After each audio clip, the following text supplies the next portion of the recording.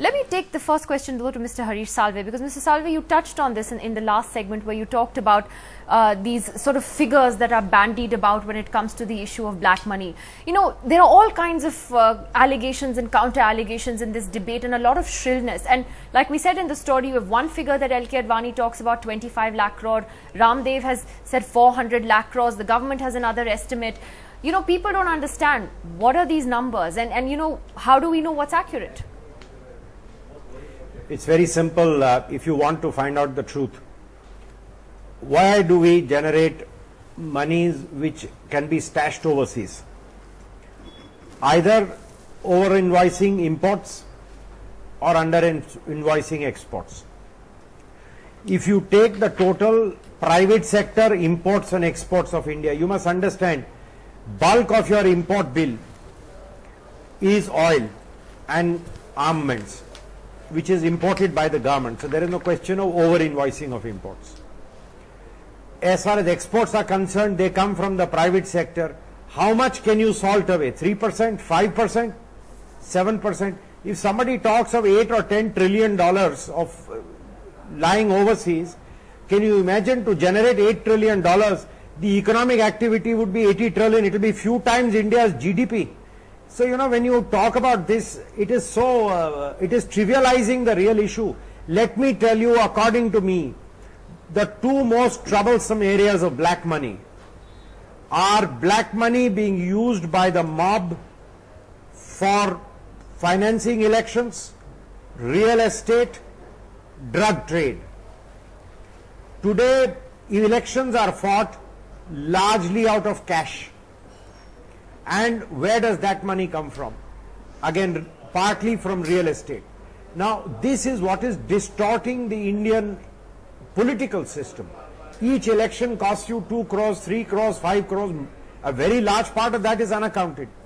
And I remember when the tax rate was 80 or 90%, Mr. Chavan was waxing eloquent, the then finance minister, was waxing eloquent in Bombay on how business people should eschew earning black money. And a very senior industrialist got up and told him, sir, you promise us you will not come to ask us for cash when elections come. We promise you we will try to stop generating black money. And there was silence. So you you're see, saying this the whole is the debate real has got problem of distorted. black money. You're saying the Of course it has got distorted. This money overseas is the least important part of black money. The real black money is in the country. Okay, let me take that to Chandan Mitra to respond to that, because, you know, Mr. Mitra, it's interesting. I mean, the former chairman of the CBDT also gave a report earlier this year where he actually took a dig at both the BJP and the Congress, saying that the BJP and the Congress claim that they have incomes of just 500 and 200 crores, but that isn't even a fraction of their expenses because they spend about 10,000 to 15,000 crores respectively. So is there a hypocrisy in this debate? You're not talking about election reforms, you're not talking about black money in elections and what's happening here at home, but everyone's dying to bring back the black money from the Swiss banks. Nidhi, I would urge that let us not confuse the issues. These are all, in my opinion, with due respect to Mr. Harish Salve, that the electoral reforms are very much a part of the overall reform process.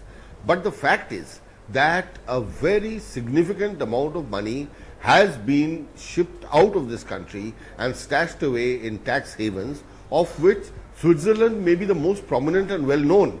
But there are many other tax havens that are operating. There is the whole Mauritius route, which has been a matter of concern. So it cannot be denied that a phenomenal amount of money, a humongous sum, is actually lying in unnumbered foreign bank accounts. The question is, what was the government doing all these years? If we don't have reliable estimates, who is responsible for it? And are we doing anything to get those reliable figures to begin with? India's #1 news app just got even better. Download NDTV's new app. Fully optimized for retina display. Full screen view. Faster response time. And Sudoku. NDTV's new iPad app. Download now.